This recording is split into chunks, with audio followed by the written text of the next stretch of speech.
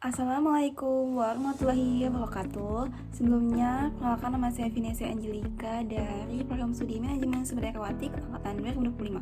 Di sini saya dengan NIM 557322 PN 19529. Nah, di sini saya ingin menjelaskan materi dari tugas ekologi perairan kelas C mengenai penilaian indeks ekologis untuk ekosistem perairan.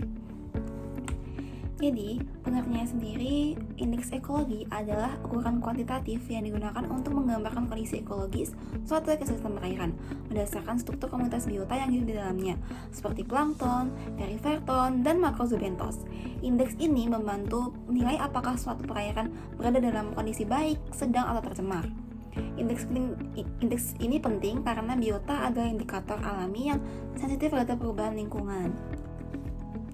Nah, di sini ada parameter yang digunakan seperti parameter kimia, ada DO, BOD, ada COD, ada pH, total nitrogen dan total fosfat, serta ada TSS atau padatan persubstansi total.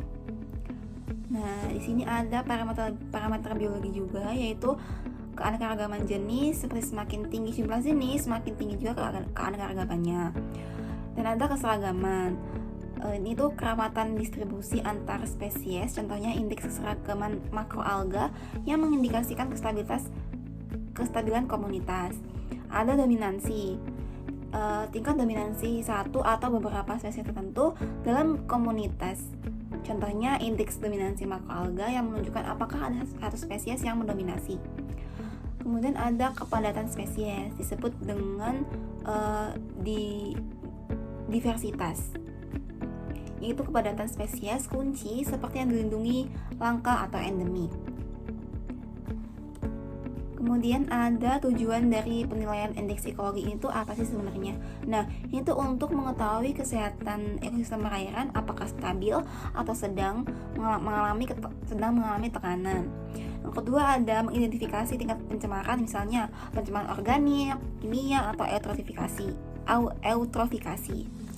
Nah, kemudian ada membantu pengelolaan perairan, karena hasil indeks dapat menjadi dasar penentuan tindakan penilaian atau rehabilitasi. Kemudian ada membandingkan kondisi antar wilayah, antar lokasi atau waktu, misalnya musim kemarau atau musim hujan. Nah, di sini ada indeks itu biasanya dihitung dari data jumlah spesies, kelimpahan tiap spesies, dominansi spesies tertentu, kemerataan dan penyebaran spesies. Nah, kemudian parameter ini juga membantu untuk menghitung. Jadi ada tiga indeks utama, yaitu ada indeks keberagaman Shannon, indeks dominansi Simpson, dan indeks kemerataan. Nah, ada sedikit deskripsi dari indeks keanekaragaman dari Shane-Weiner.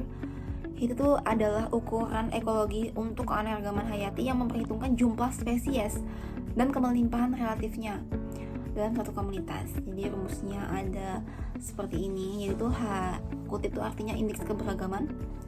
Nah, untuk cara kerjanya itu menghitung kekayaan dan kemerataan. Indeks ini mempertimbangkan tidak hanya jumlah spesies yang ada, tetapi juga seberapa merata populasinya. Ini interpretasi, jadi kalau misalkan hasilnya itu kurang dari 1, jadi kayak 0, berapa gitu adalah termasuk rendah. Kalau 1 sampai 3 tuh sedang, dan untuk 3 lebih dia itu termasuk tinggi.